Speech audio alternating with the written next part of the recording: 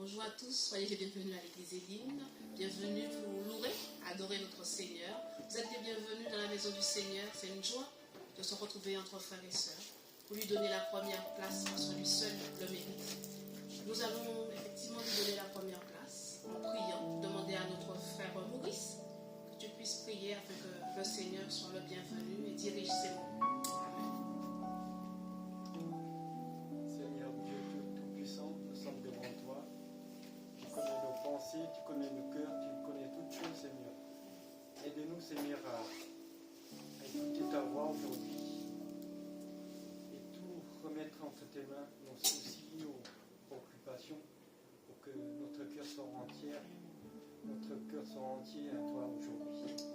Merci, Seigneur, pour toutes les personnes qui sont présentes, que tu transformes nos cœurs et toutes les personnes qui vont venir à la gloire de ton nom, au nom de Jésus. Amen. Amen. Amen. Nous allons chanter, célébrer notre Seigneur et encore bienvenue aussi à l'équipe Paris Évangile. La Cara avec son équipe, voilà, soyez bienvenus. Notre frère Chanu va diriger la louange avec notre professeur Cathy. Alléluia. Bienvenue à tous. Nous allons célébrer notre Seigneur. Amen. Alléluia. On va venir le célébrer. Venez le célébrer, son grand amour, venez le chanter. Le Fils de Dieu est venu donner la vie. Nous te fêtons au roi, car tu nous fais partager ta joie. Et nous offrons ton honneur, un chant d'amour, Seigneur. Venez le célébrer. Venez le célébrer, célébrer, célébrer, chanter, célébrer, chanter notre roi.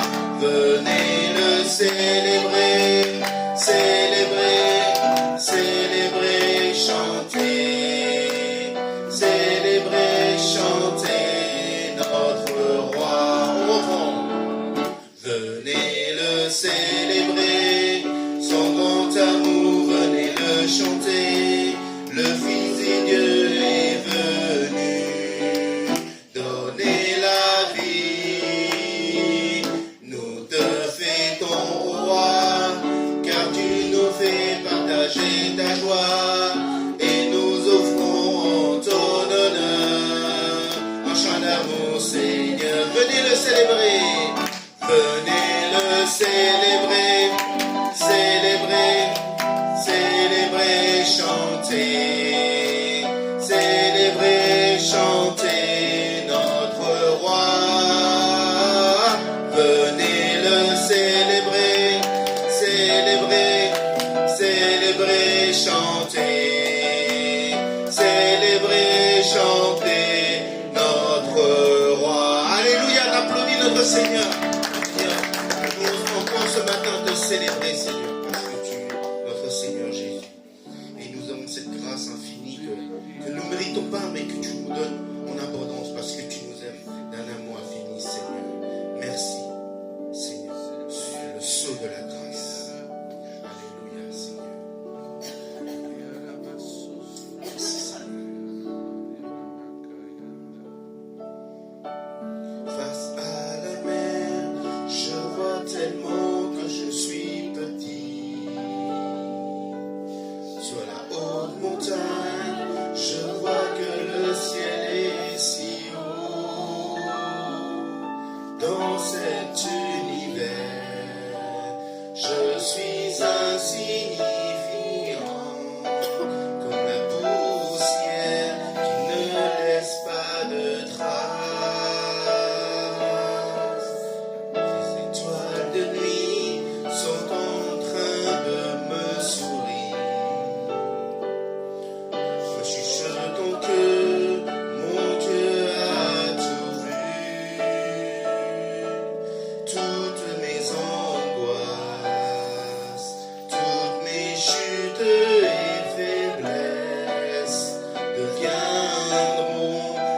sceau de la grâce. Quand je l'appelle, Jésus entend mes prières. Même dans la foule, il se soucie de moi. Il a des larmes et la joie dans cette voix qui donne le sceau de la grâce. Dans la tempête, Jésus me serre dans ses bras. À jamais, il sera mon espoir. Il a des larmes et la joie dans cette voix qui donne le sceau de la grâce. On reprend. Face à la mer, je vois tellement que je suis petit. Sur la haute montagne, je vois que le ciel est si haut. Dans cet univers, je suis insignifiant, comme la poussière qui ne laisse pas de traces. Les étoiles de nuit sont en train de me sourire, me chuchotant que mon Dieu a tout vu. Toutes mes angoisses, toutes mes chutes et faiblesses deviendront un sceau de la grâce. Quand je l'appelle, Jésus entend mes prières. Même dans la foule, il se soucie de moi.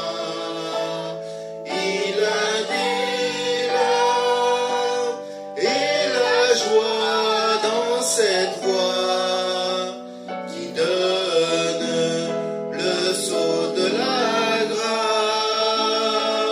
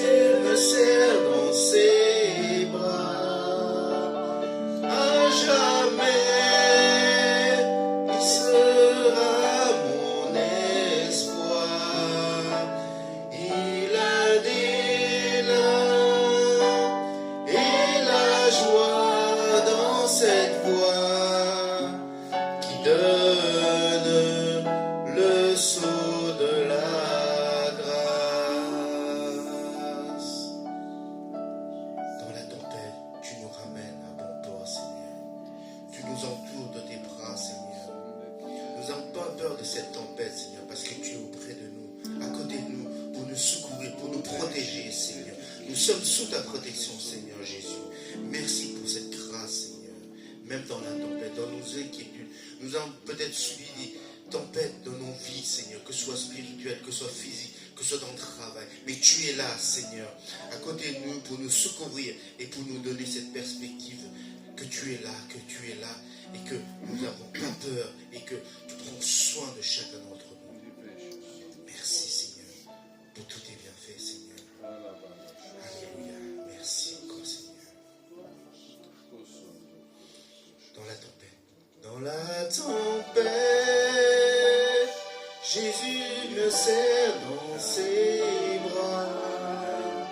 À jamais, il sera mon espoir. Il a des larmes et la joie dans cette voile qui donne le sceau de la grâce, qui donne le sceau de la grâce. Alléluia. Merci Seigneur. Peuple de Dieu, si vous avez quelque chose à dire à votre Seigneur, priez, élevez vos voix afin que rendre grâce à notre Seigneur pour tous ses bienfaits, pour cette protection, Seigneur. Merci Seigneur. Alléluia. Merci Seigneur. Merci Jésus pour tous tes bienfaits, Seigneur. Alléluia. On encore, Seigneur.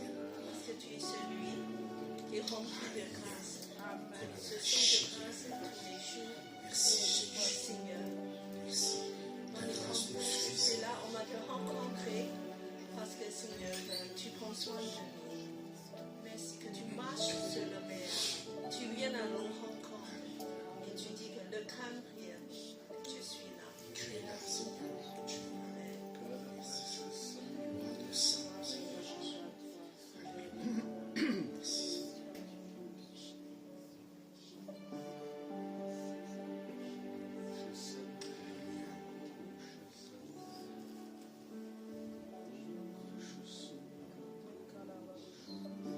j'ai l'assurance de mon salut.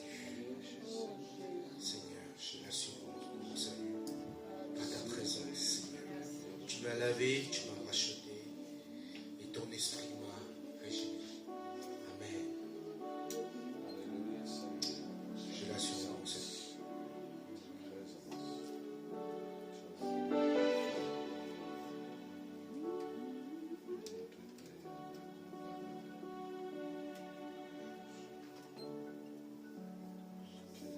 J'ai l'assurance de mon salut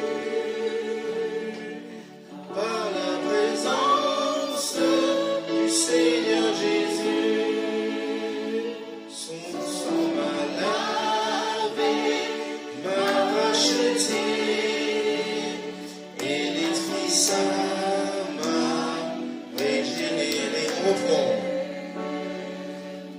J'ai l'assurance de mon salut par la présence du Seigneur Jésus. Son sang m'a lavé, m'a racheté, et l'Esprit Saint m'a régénéré. C'est mon histoire. C'est mon histoire. C'est là mon chant, louer mon sauveur le jour durant. C'est mon histoire, c'est là mon chant, louer mon sauveur le jour durant. Parfait repos, oui, parfait bonheur. Sauveur, j'ai la paix du cœur, je vais en attendre ton retour. Je suis comblé sûr de ton amour. C'est mon histoire, c'est là mon chant,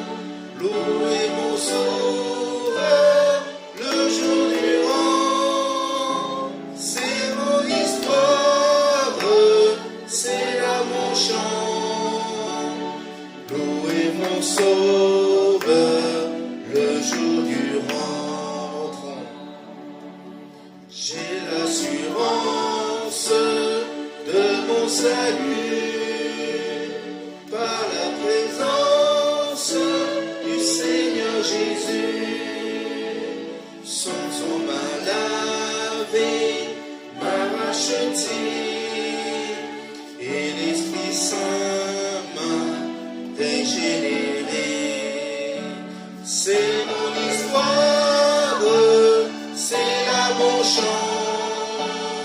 Louez mon sauveur le jour durant. C'est mon histoire, c'est là mon chant. Louez mon sauveur le jour durant. Louez mon sauveur le jour durant.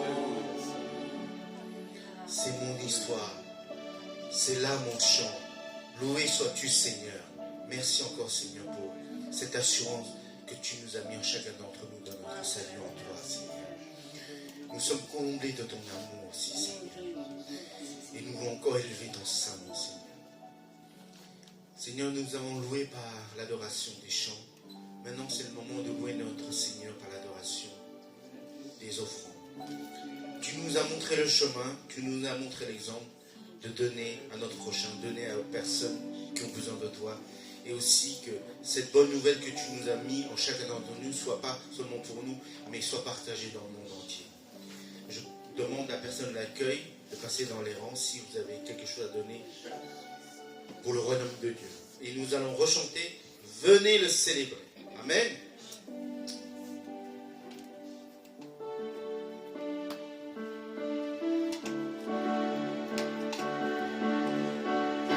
Venez le célébrer, son grand amour, venez le chanter.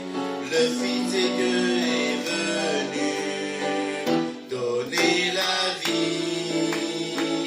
Nous te fêtons au roi, car tu nous fais partager ta joie. Et nous offrons ton honneur en chant d'amour, Seigneur. Venez le célébrer, célébrer, célébrer, chanter. Célébrer, chanter notre roi. Venez le célébrer, célébrer, célébrer, chanter. Célébrer, chanter notre roi. Je demande aux frères Dieudonné de prier pour les offrandes. Seigneur, nous te rendons grâce ce matin encore. C'est toi qui nous donnes ce que nous amenons dans ta maison. Que ce que nous amenons dans la maison serve pour le corps du Christ. Père, bénis tous ceux qui ont apporté. Que les sources de provenance ne tarissent jamais, mais qu'elles restent prospères. Ceux et celles qui n'ont pas pu amener ce matin, Père, tu es le Père de ciel. Tu nourris les oiseaux du ciel. Tu feras également que la prochaine fois, qu'ils viennent parmi les gens dans ta maison avec leur offrande. Père, te disons merci. C'est en ton nom que nous t'avons ainsi prié ce matin. Amen. Amen.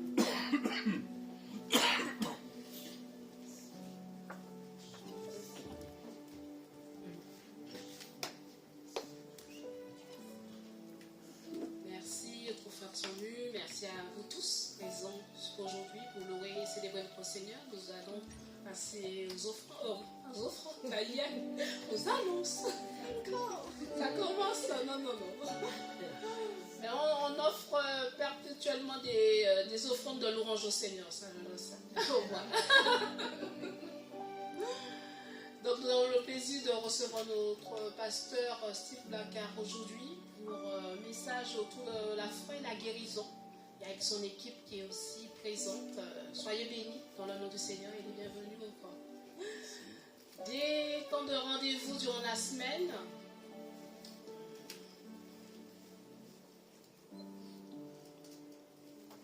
Alors, pas ce dimanche, le dimanche 9, à 58, oh oui.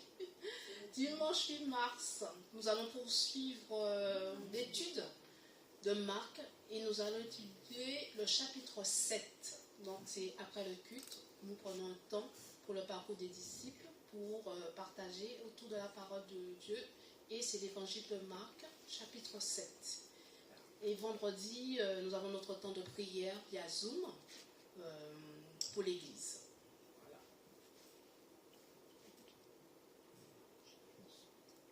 Alors je crois qu'il y a une rencontre réunion demain soir, Cathy. C'est Voilà, ça? c'est ça. Pour le match pour Jésus, on a une réunion de prière à partir de 20h. Donc, je vous invite, si vous pouvez venir, bien sûr, de venir ici, qu'on puisse prier ensemble. Là, ça sera une prière nationale. Ça va être connecté en direct sur Internet avec d'autres villes en France. Et c'est une occasion pour vraiment intercéder ensemble, de préparer pour cette œuvre importante le 6 juin. Voilà, donc on va déjà commencé dans la prière par intersection demain soir 20h ici. Voilà, en présentiel et ce Zoom. Je vous invite, si vous pouvez venir, de participer.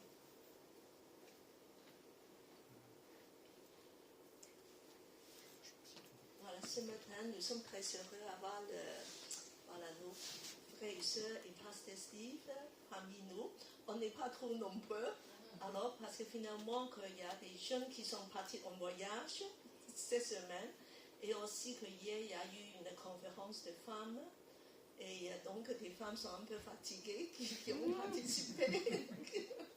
Alors donc finalement, mais nous serons ici devant le Seigneur. Et le Seigneur va nous parler avec puissance. Je remets le temps pour Steve, voilà, et son équipe. Nous sommes très honorés. Vous pouvez peut-être dire votre nom, toute équipe, vous pouvez vous lever, voilà, de nous faire connaître. Je peux prendre ça. Oui. Vous aimez?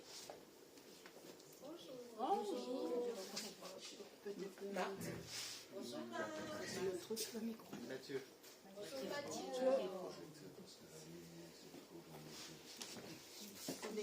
Ah, je mets là. Ah, vous avez changé d'endroit. On n'a pas défendu avec les lumières, on a déjà prévu une place. Et ça c'est pour moi. Oui, c'est pour vous. Ok, tout est organisé. Parfait, vous m'entendez clairement, je pense. Super, ben je suis content d'être là de nouveau, une fois par an minimum. Et donc avec Cathy, on a décidé de parler de foi et guérison. Et si j'ai les trois de l'équipe, c'est qu'on sera deux binômes à la fin, justement pour prier pour guérir toute personne qui souhaite recevoir la guérison aujourd'hui. Et en guise d'intro, j'aimerais lire un verset qui est très connu pour la guérison, qui se trouve en Ésaïe 53:4. Je ne sais pas, Cathy, si on projette les versets que j'annonce ou pas. Je dis, ce n'est pas essentiel. Hein? Et je voulais, Cathy, juste préciser une chose. Pour le premier verset, je veux bien que ça soit projeté. Mais après, j'ai 4 versets qui, en fait, sont dans une version différente, seconde 21. Et si vous n'avez pas ça, je vais demander, ne les projetez pas parce que c'est pas la même formulation de mots. Je comprends. Donc, voilà, on voit si on peut projeter le second 21. Parce que dans Alors, le pas tout de Bible, il y suite. a Hein, plusieurs versions. oui, c'est ça. Donc, ça peut avoir des nuances différentes, mais le sens est séparé. Mais nous voulons parfois suivre la même version. Donc, j'ai dit Ésaïe 53:4 pour commencer. C'est pas grave si c'est pas projeté. Vous avez vos Bibles et moi j'ai la référence. Je vais le lire maintenant et après nous allons prier. Donc, c'est ce verset très connu où Ésaïe a dit ceci. Cependant, ce sont nos souffrances qu'il a portées. C'est de nos douleurs qu'il s'est chargé. Mais il était blessé pour nos péchés, brisé pour nos iniquités. Le châtiment qui nous donne la paix est tombé sur lui. Et c'est par ses meurtrissures que nous sommes guéris. Et ça, je sais que vous le connaissez. Juste priez avec moi quelques instants. Seigneur, si nous prions, c'est parce que nous faisons appel maintenant au Saint-Esprit. Jésus, tu as dit que tes paroles sont esprit et vie. Et nous savons que ta parole, en fait, contient la foi. et ma prière, c'est que la foi qui est ici, dans les versets que nous allons lire ensemble, soit communiquée par ton esprit et que chacun qui a besoin d'une réponse à une prière, guérison ou autre, reçoive leur réponse aujourd'hui au nom de Jésus. Amen. Alors, ce verset est très très connu dans les milieux de la guérison, mais j'aimerais souligner un aspect un peu différent. C'est le fait que Ésaïe a déclaré cela à peu près 700 ans avant la venue de Jésus. Et si on se met un moment à sa place, ce serait plus logique, et là je vais vous parler des temps des verbes, plus logique de le mettre à l'avenir. C'est-à-dire, il annonce, Jésus viendra. C'est ça qu'il est en train de dire. Et par exemple, quand il dit, ce sont nos souffrances qu'il a portées, ce serait plus logique de dire, ce sont nos souffrances qu'il portera. Parce qu'on annonce l'avenir. Mais tous les verbes sont dans le passé, quand il fait son annonce. Et ça, c'est parce que Dieu ne pense pas comme nous. Et le défi, c'est pour nous de nous dire, peut-être je dois apprendre à penser comme Dieu. Parce que Dieu est capable d'annoncer des choses qui ne sont pas encore, là vous connaissez cette référence, comme si elles étaient. Et donc, il met des choses futures dans le passé. Et parce que pour lui, c'est un fait accompli. Et le grand défi pour nous concernant la guérison, messieurs, c'est mieux de laisser, hein, asseyez-vous parce que sinon c'est pas possible. Le grand défi pour nous, c'est de comprendre la pensée de Dieu réellement concernant soit ta guérison, ou soit un autre domaine de ta vie où tu veux vivre une percée. Parce que Pierre, dans 1 Pierre 2, 24, il met cela évidemment dans le passé. Il dit, lui, par ses meurtrissures, duquel vous avez été guéris. Donc la révolution, si vous voulez, dans la pensée, c'est dans la perspective de Dieu, ta guérison est déjà accomplie. Vous avez été guéris. Et nous répondons, ben non. Il y a un frère là qui boite parce qu'il a mal à la jambe. Il peut répondre, non, ma jambe n'est pas guérie. Mais Dieu dit, je t'ai guéri à la croix. Parce que Jésus a payé le prix pour ta guérison. Et on peut répondre, je ne l'ai pas vu encore. Et Dieu répond, aujourd'hui c'est le jour de salut et tu peux recevoir la manifestation de la vérité aujourd'hui. Et Dieu ne change pas d'avis. Hein. Quand Dieu dit c'est fait, c'est que c'est fait. C'est nous qui hésitons et pas Dieu. Et donc, je veux vous montrer, et c'est là où je vais citer des références dans version seconde 21. Si vous n'avez pas ça, ça va être un peu différent. Laissez-moi juste vous dire pourquoi je le fais. C'est parce que quand j'ai regardé dans toutes les Bibles anglaises que j'ai, toutes les références étaient dans le passé, mais quand j'ai regardé dans la version seconde que j'ai lue là, c'était traduit différemment. Et j'ai dit, ben, c'est bizarre, mais le seconde 21 a corrigé ou amélioré la seconde d'origine. Bref, je vais vous donner 4 exemples de comment Dieu voit des choses pour nous aider avec la foi. Donc, avant qu'Abraham ait un fils, quand il attendait toujours, Dieu a dit ceci, on ne t'appellera plus du nom d'Abraham, ton nom sera Abraham, car j'ai fait de toi une multitude de nations. Vous entendez le verbe? Dieu dit, j'ai fait de toi une multitude de nations, et il n'avait pas encore de fils. Mais ça, c'était comment Dieu pensait concernant la situation. Et ce qui a permis à Abraham d'avoir la foi dans son cœur, ça me dérange. C'est possible de couper parce que ça fait du va-et-vient tout le temps, ça. Vous pouvez juste écouter et ça va très bien se passer. Abraham a reçu cette perspective de Dieu et son raisonnement était: Dieu a déjà fait de moi un père. C'est ça que Dieu a dit. Et parce qu'il l'a dit, moi, Abraham, j'ai choisi de croire. Et il a reçu la promesse de Dieu.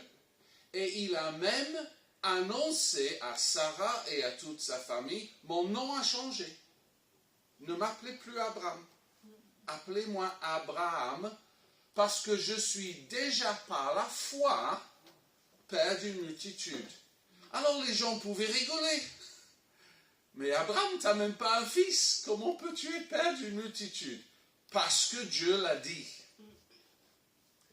Et vous allez m'entendre dire plusieurs fois ce matin, si tu veux voir Dieu agir dans ta vie, tu dois trouver qu'est-ce que Dieu a dit concernant ma situation. Qu'est-ce que Dieu a dit? Parce que ça, c'est le fondement de la foi. Pourquoi? Parce que la foi vient de ce qu'on entend, et ce qu'on entend de la parole de Dieu. Il y a un homme que j'aime écouter pas mal, il est décédé en 2003, mais ses messages sont là, c'est en anglais, désolé, il s'appelle Kenneth Hagin. Ministère de la foi, il a vu des miracles de tout genre. Mais Kenneth Hagin, je vais vous raconter deux choses vraies, je ne sais pas si vous allez aimer, mais je vous dis son approche. Si les gens venaient vers lui, parce qu'il avait la réputation d'avoir une grande foi, les gens venaient vers lui en disant: oh, Pasteur Hagin, s'il te plaît, prie pour moi pour telle chose, telle situation. Peu importe, je veux que mon mari se convertisse, je veux la guérison, tous les sujets.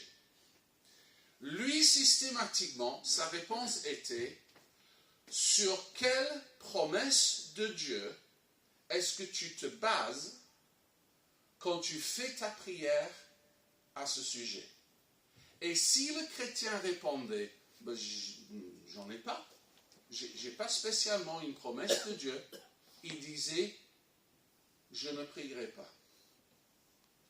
Tu repars, tu cherches Dieu pour une promesse, pour la situation, ça c'est le fondement de ta foi, après tu peux revenir et je prierai. Et il était radical, hein?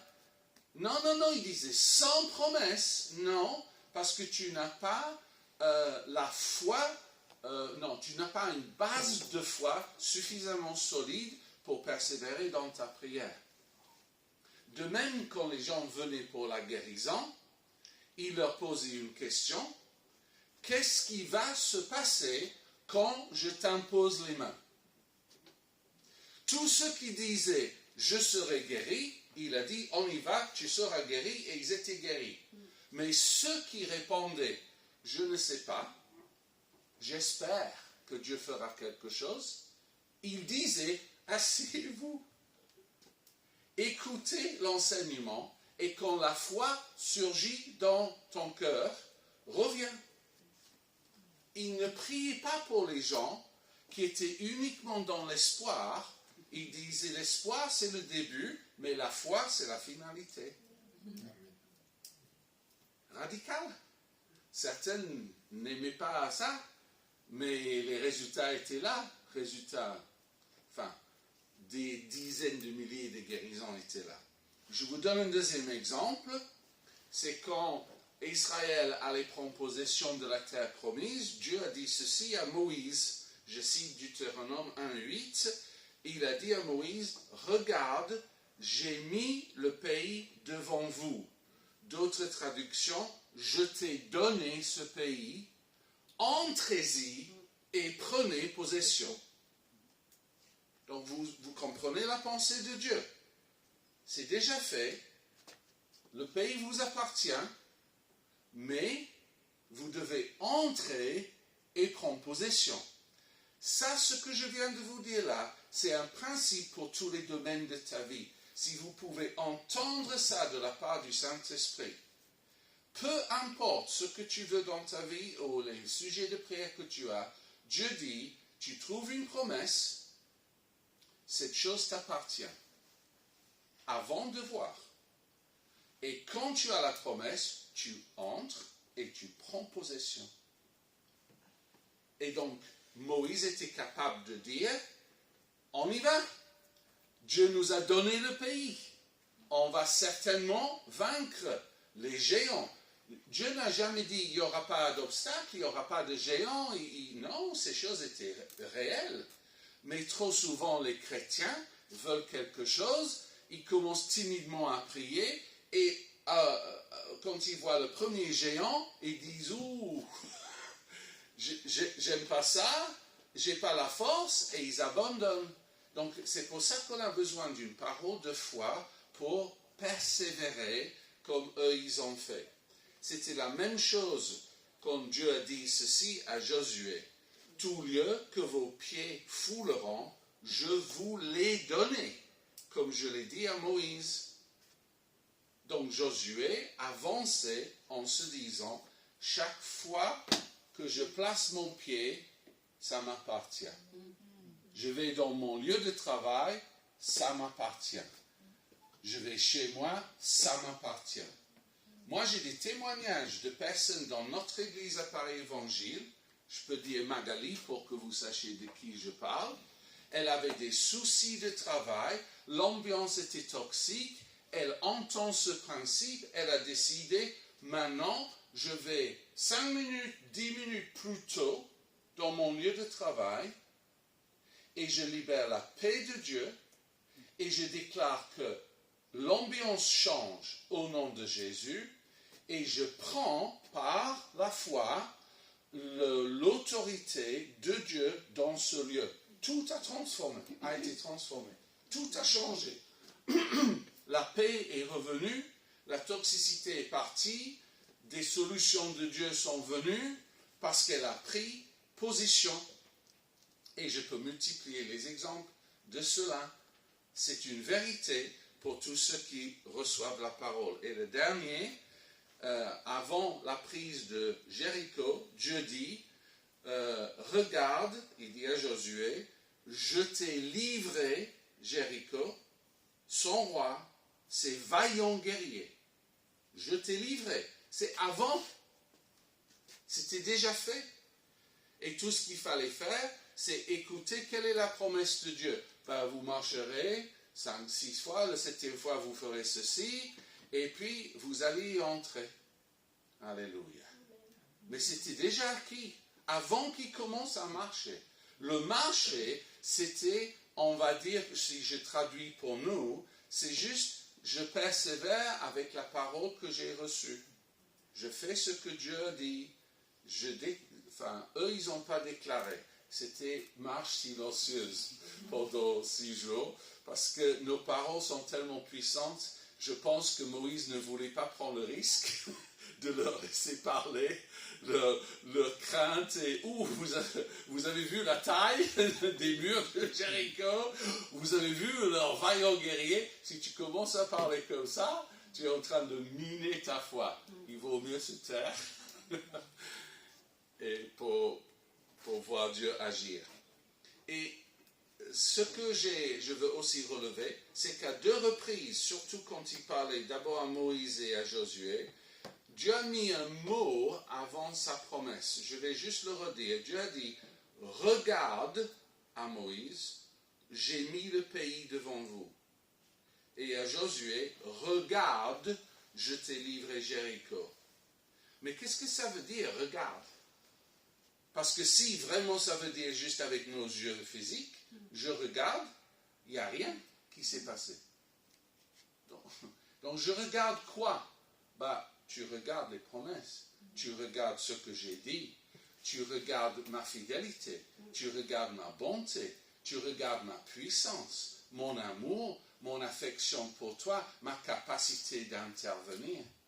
Vous savez, Dieu n'est jamais sans espoir pour une situation.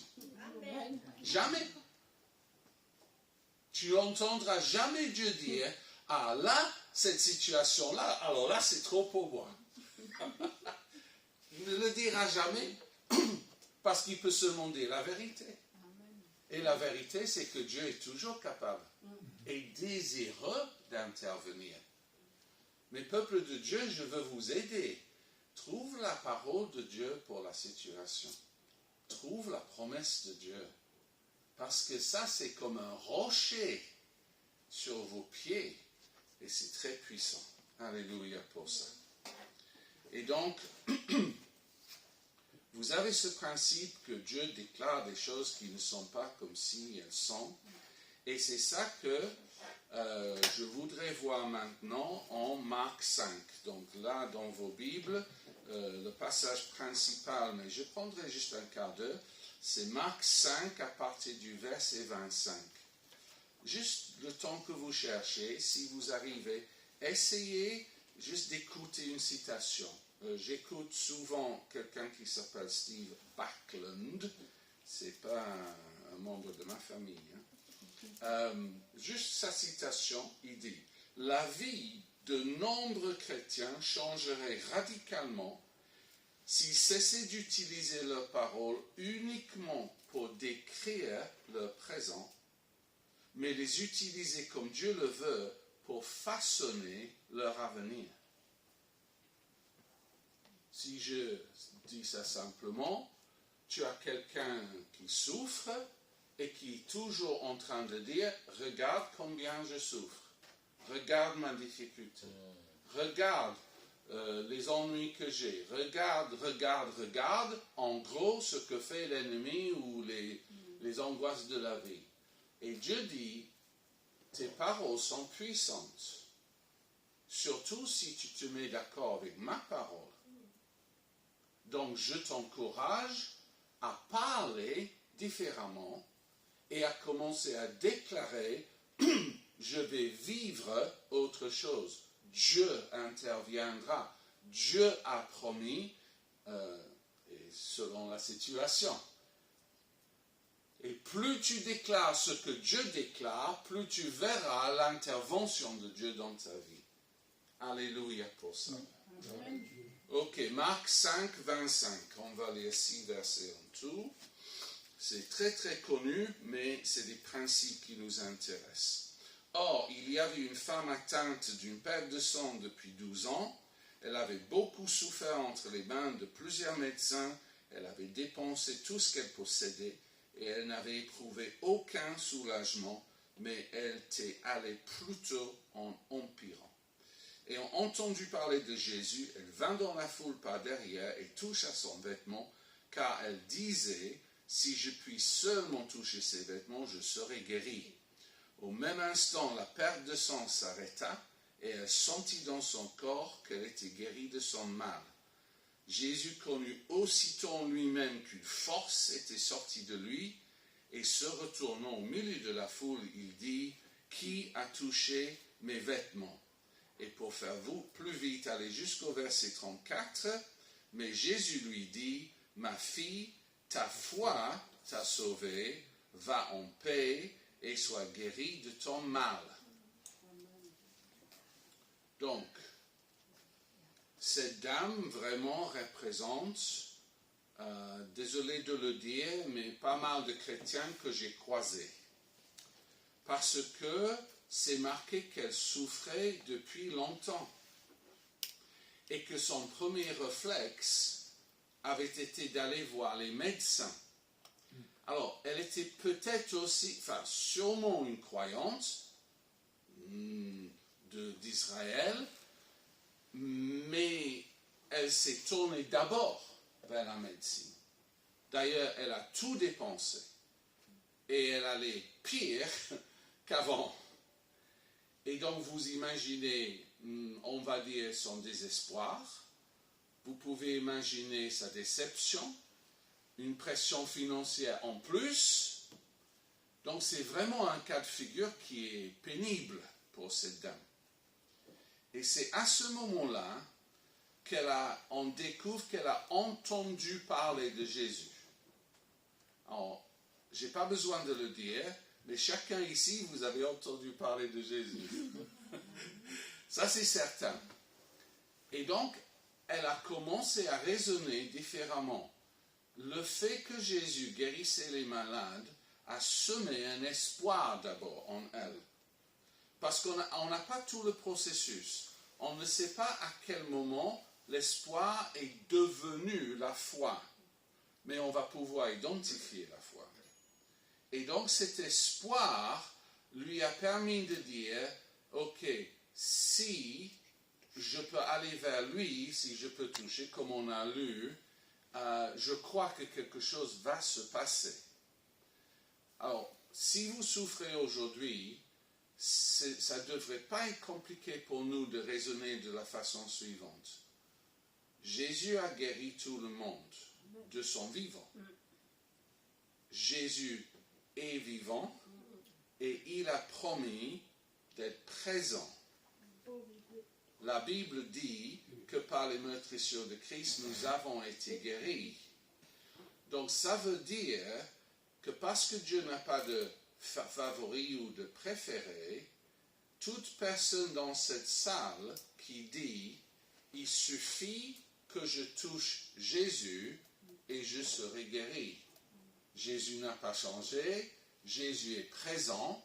Je sais qu'il n'est pas visible comme il était visible pour elle, ça je comprends.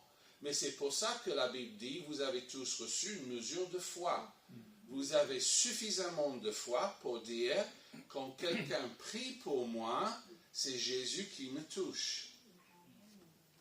J'ai vu beaucoup de choses se passer quand les gens qui souffraient de longue date avaient accepté de garder une seule pensée dans leur tête au moment de la prière. Et la pensée n'est pas compliquée quand je sens la main de la personne qui prie. C'est Jésus qui me touche. La personne n'a même pas besoin de le dire, mais de la penser. Quand je sens la main, c'est Jésus qui me touche. Et quand Jésus vous touche, vous êtes guéri. Hein? Quand c'est vraiment lui.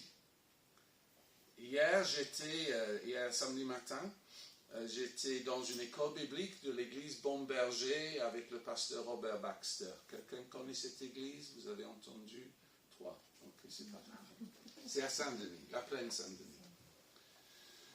Et à la fin de la matinée formation guérison, ou ils appellent ça la théologie de la guérison, j'ai demandé qui parmi vous avez une douleur dans votre corps maintenant, quelque chose qui vous fait mal à l'instant, pas quelque chose où vous dites de temps en temps j'ai, mais aujourd'hui j'ai pas, non, là maintenant. Et ils étaient 6 à dire j'ai une douleur, j'ai pas demandé d'où ça venait, etc.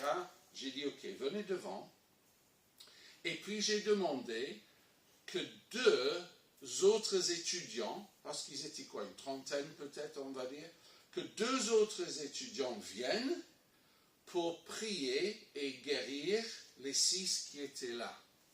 Et j'ai dit, je veux absolument que vous passiez en premier. Ils n'avaient pas l'habitude de le faire, ce n'étaient pas des gens dans une équipe de prière, de guérison. C'était, si je me permets, comme vous et moi, enfin, pas forcément l'habitude de faire ça. Donc, ils sont venus, ils ont demandé où est la douleur, quel est le niveau de douleur, ils ont exercé autorité et puissance au nom de Jésus, et ils ont ordonné que la douleur parte. La prière n'a pas duré longtemps pour les 6 personnes. Et après, j'ai repris le micro et j'ai simplement dit, est-ce que quelqu'un a eu une amélioration ou une guérison totale? À ma droite, un homme lève la main, il a littéralement dit ceci. Quand j'étais ado, j'ai fait une chute importante, ça a complètement démoli mon épaule. Depuis, je ne suis pas capable de soulever l'épaule, le bras gauche. J'ai des enfants maintenant, je peux uniquement les porter avec le bras droit.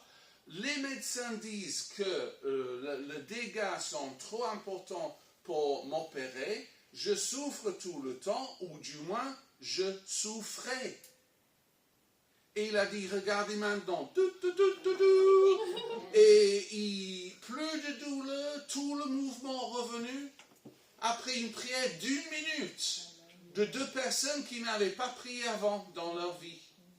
C'est quand même impressionnant. Quelqu'un devrait dire quelque chose. Alléluia ou Amen.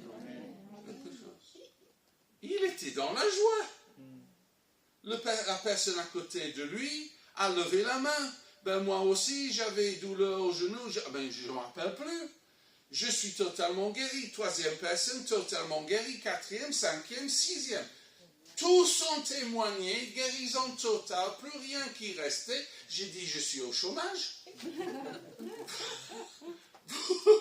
Vous avez tous guéri tout le monde, il ne reste plus personne, je rentre chez moi. Alléluia.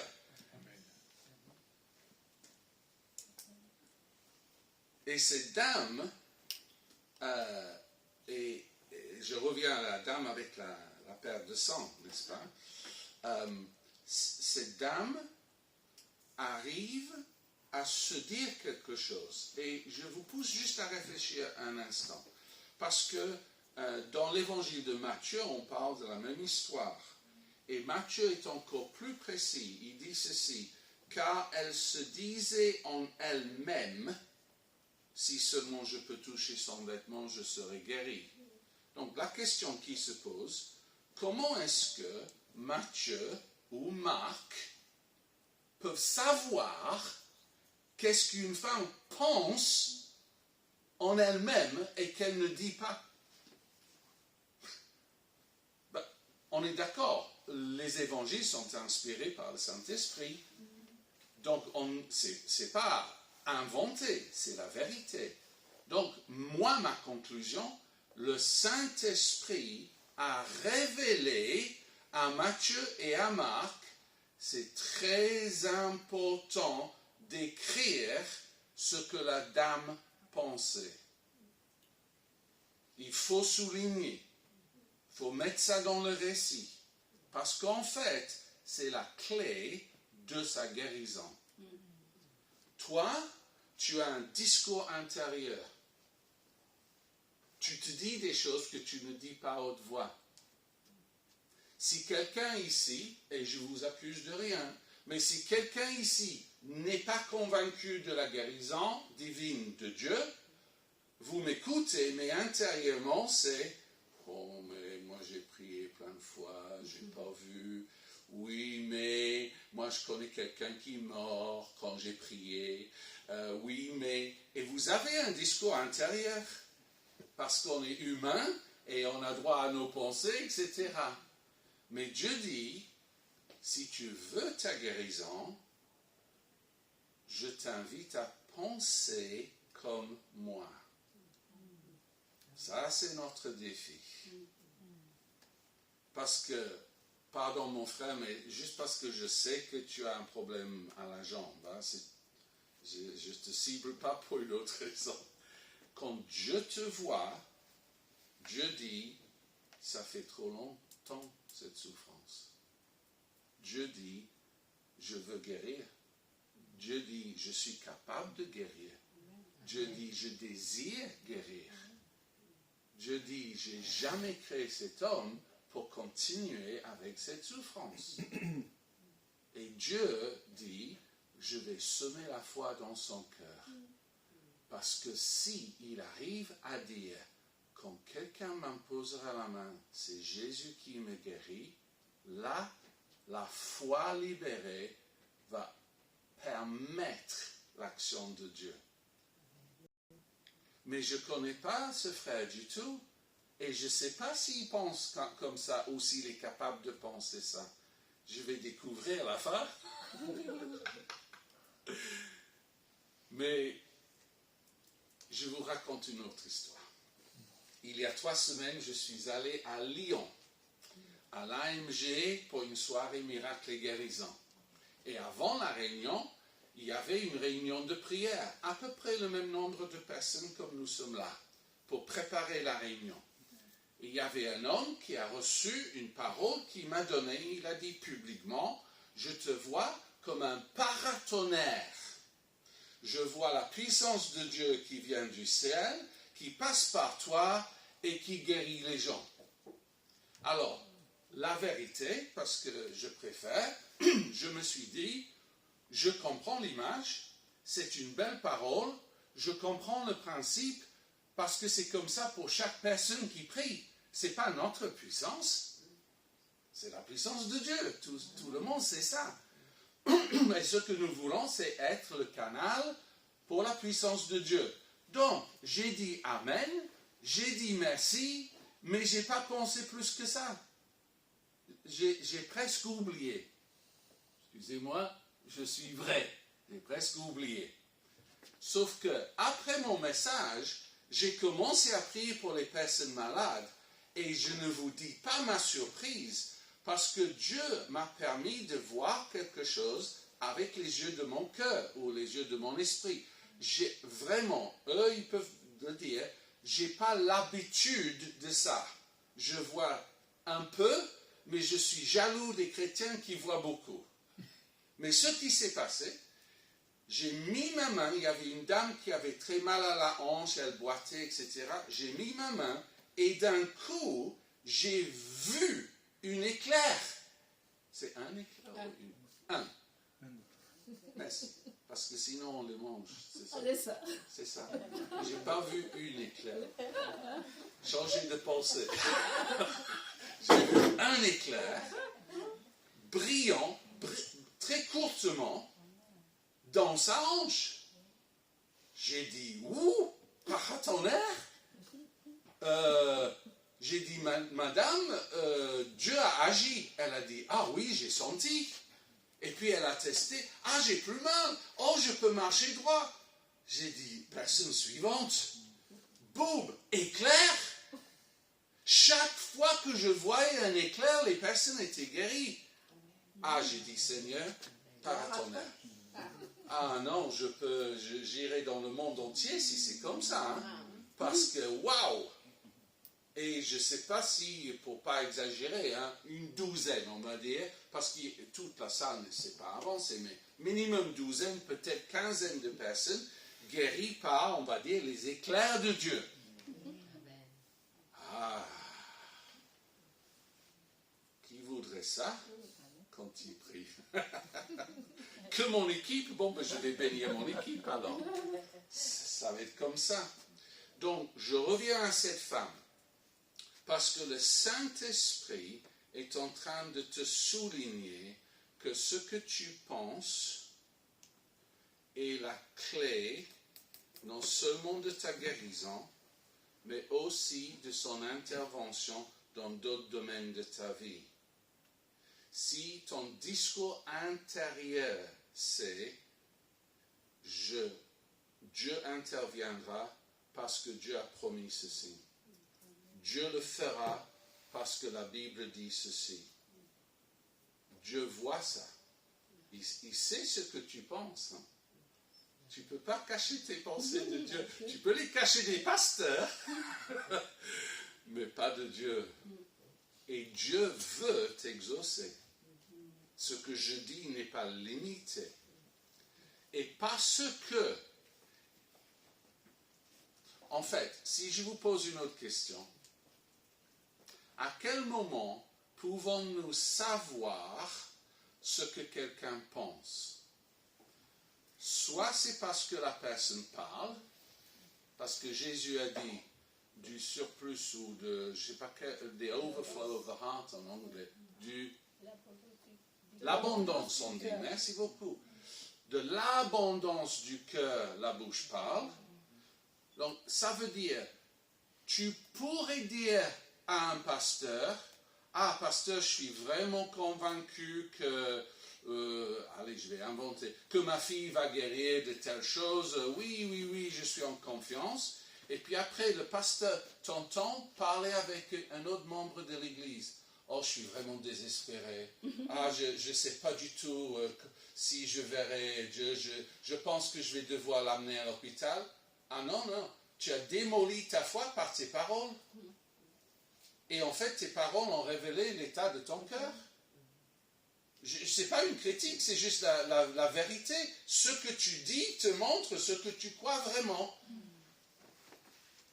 Dans ce cas, cette dame, ce n'était pas son cas. C'est-à-dire, Jésus n'a pas entendu la dame dire à Jésus, coucou, si je te tue. Non, elle n'a pas dit, elle a juste pensé. Mais, parce qu'elle le pensait vraiment, elle a agi.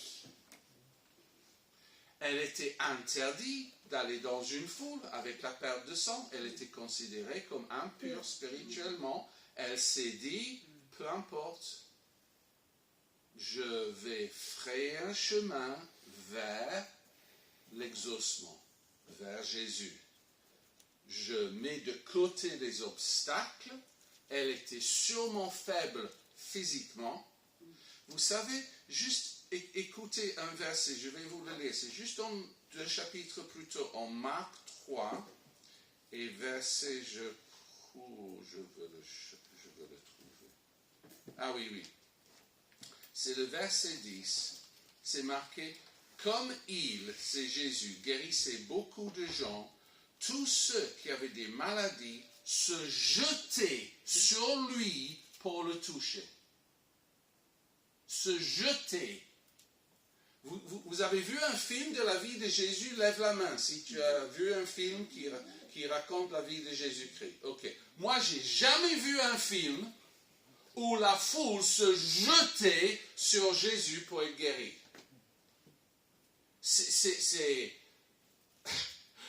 La scène est chaotique.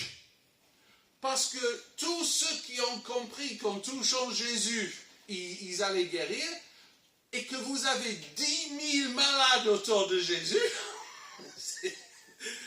heureusement qu'il y avait les 12 disciples bien embarqués pour essayer de le protéger un peu, ou heureusement que Jésus a eu l'idée géniale de se mettre dans une barque et de créer une distance, parce que c'est difficile pour les fauteuils roulants d'aller en mer. Hein. Donc il avait une protection physique, on va dire. Donc cette dame, nous, la Bible dit juste, elle a fait un chemin, elle a traversé la foule. Vous imaginez pas l'effort que ça demande. Parce que tout le monde voulait faire ça. C'est pour ça que Pierre, quand Jésus dit « Qui m'a touché ?», il pense que Jésus perd la raison. Comment peux-tu dire « Qui m'a touché ?» quand tu as 10 000 personnes qui essayent de te toucher tout le temps? Comment? Mais Jésus savait que la différence était ceci. À ce moment-là, quelqu'un avec la foi l'a touché, en s'attendant à recevoir quelque chose. Et il a ressenti la foi qui a libéré la puissance de Dieu. Et ça, Jésus le savait. C'est-à-dire, c'était même possible que plusieurs touchaient Jésus, mais qu'elle, à ce moment-là, était la seule à recevoir de Jésus. Et la différence, c'est sa foi. Et c'est pour cela que quand Jésus, à la fin de l'histoire, lui dit « Ta foi t'a guéri ou sauvé », parce que c'est le mot « sozo » en grec qui veut dire « guéri, délivré, sauvé ». On n'a pas l'équivalent, le mot équivalent. C'est pas que Jésus est juste en train de dire une phrase de bénédiction. Jésus est en train d'expliquer comment ça se fait qu'elle a été guérie. C'est une explication de ce qui s'est passé. C'est ta foi que tu as mis en action qui t'a guéri. Et ça ne pouvait pas être la foi de Jésus. Pas possible. Parce que Jésus ne savait pas qu'il avait touché et n'est pas allé vers elle, n'a même pas parlé avec elle. Je veux bien que la puissance de l'Esprit Saint était en Jésus, évidemment. Mais c'est la foi de la dame qui a saisi la puissance. Et aujourd'hui, j'élargis. Notre équipe n'est pas là uniquement pour la guérison. C'est une passion de nos cœurs. Mais si tu as une situation dans ta vie aujourd'hui qui est compliquée, chaotique, difficile, là vous avez 5 minutes pour réfléchir. Quelle est la promesse de Dieu concernant cette situation? Quel est le verset? Quelle est la promesse? Quelle est la parole de Dieu qui s'adresse à ta situation? Parce que si tu viens vers nous et tu es capable de répondre à cette question, la promesse que j'ai, c'est ça, Dieu exaucera. Il faut chercher. Hein? Il y a Internet ici, on peut faire des recherches.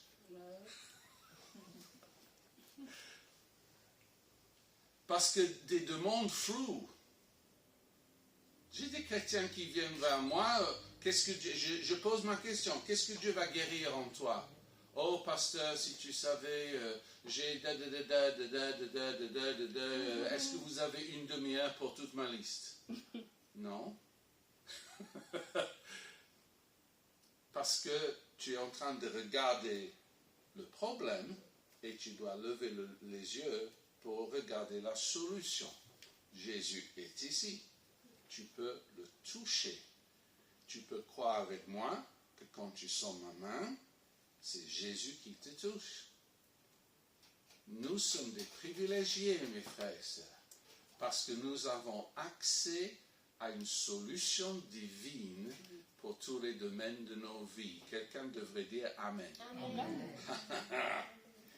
Et pour finir, je vais vous donner 2 choses à croire et 2 choses à faire ce matin pour recevoir. Et je termine avec. C'est très simple. Première chose à croire, si c'est concernant la guérison, c'est croire que Jésus veut te guérir ce matin parce qu'il a déjà accompli ta guérison à la croix. Je vous dis la vraie pensée de Jésus-Christ. J'ai tellement souffert pour que tu sois guéri que mon plus grand désir, c'est que tu reçoives la guérison parce que le prix que j'ai payé pour ça était élevé. Ça, c'est la pensée de Jésus.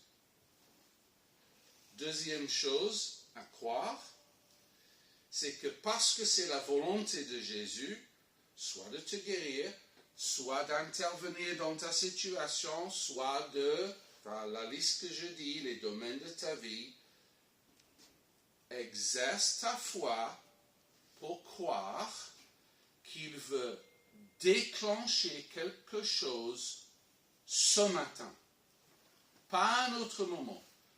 Je veux dire par cela, quand Dieu annonce à Abraham, tu es déjà père, et qu'il ne le voit pas, c'est au moment quand il a cru que la réponse a été libérée. Après, la réponse a pris, on va dire, 1 an à peu près. Mais c'était le moment de croire, de conviction, qui a permis à Dieu de faire ce que Dieu voulait faire.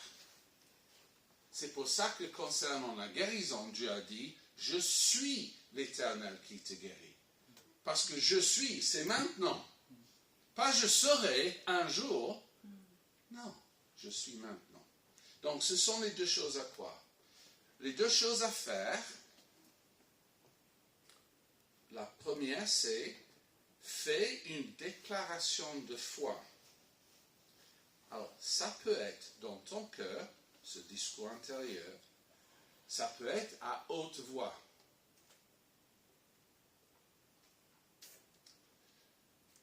Si je prie pour quelqu'un qui a une douleur, je formule ma question exprès. Je dis, qu'est-ce que Dieu va guérir en toi? Parce que je ne suis pas en train de dire, tu veux la prière, pourquoi peut-être Dieu fera. Non, je suis dans moi-même une positionnement de foi. qu'est-ce que Dieu va guérir? Et ta réponse, Dieu va guérir mon dos, Dieu va guérir ma jambe, Dieu va enlever ma douleur, ce sont des déclarations de foi. Et je vous ai déjà dit, je vous encourage tous à avoir la pensée, quand cette personne prie pour moi ou quand je sens la main, c'est Jésus qui me touche. Ou quand je me mets d'accord avec l'équipe pour un sujet autre, c'est quand nous sommes en accord dans la prière que la réponse est libérée. Moi, je connais le cœur de Dieu pour vous. Il veut t'exaucer. Absolument. Mais il a besoin d'une déclaration de foi de ta part. Il attend que ça. Et côté guérison, le dernier point, et pour un frère qui a mal à la jambe, c'est très simple. Je vais dire, ou nous allons dire, maintenant, fais ce que tu ne pouvais pas faire avant. Maintenant, vois ce que Dieu a fait. C'est différent. Écoutez la différence. Je bouge pour voir si quelque chose a changé ou je bouge pour découvrir ce qui a changé. C'est une autre expression de foi. Je suis convaincu que Dieu a fait quelque chose et maintenant je commence à marcher pour découvrir ce que Dieu a fait. Alors, je sais très bien, si quelqu'un me dit j'ai un problème de thyroïde, je ne peux pas dire à la personne, maintenant teste. Pas là, ce matin, je veux dire. Ça, c'est pas possible. Il y a plein de conditions où on ne peut pas savoir tout de suite. Mais on peut prendre une position de foi et se mettre d'accord avec la personne qui prie. Je déclare que par les meurtrissures de Christ, j'ai été guéri, je reçois ma guérison, de thyroïde, de diabète, etc. Et je vais marcher dans cette guérison jusqu'à voir l'accomplissement. Oh, il y a quelqu'un avec un bras cassé, c'est ça? Non, c'est pas cassé. Oh, dommage. Mais c'est dans un atelier, il y a quelque chose. En fait, c'est une douleur qui... Oh, alléluia, j'aime les douleurs. Parce que comme ça, Dieu est glorifié quand toute la douleur part. Amen. C'est glorieux. Ah, tu es candidate à la prière, toi. Prépare ton témoignage. Ah, alléluia. Je vous invite juste à prier avec moi quelques instants. J'ai fini le message. Seigneur, merci pour la foi que tu as semée dans nos cœurs. Merci pour la joie qui est dans ton cœur à l'idée de guérir ton peuple. Je te vois à l'œuvre, Saint-Esprit. Tu as décidé de guérir le corps de Christ parce que c'est l'épouse en devenir de Jésus lui-même. Et je déclare ma foi, Jésus, tu reviendras pour une épouse glorieuse, radieuse, sans tache, ni ride, ni douleur, ni maladie, ni infirmité, parce qu'elle aurait reçu le prix payé à la croix qui guérit. Amen. Amen. Je demande à mes trois équipiers, est-ce que vous avez une parole de connaissance que vous aimeriez partager? Je ne dis pas que c'est une obligation, c'est une invitation.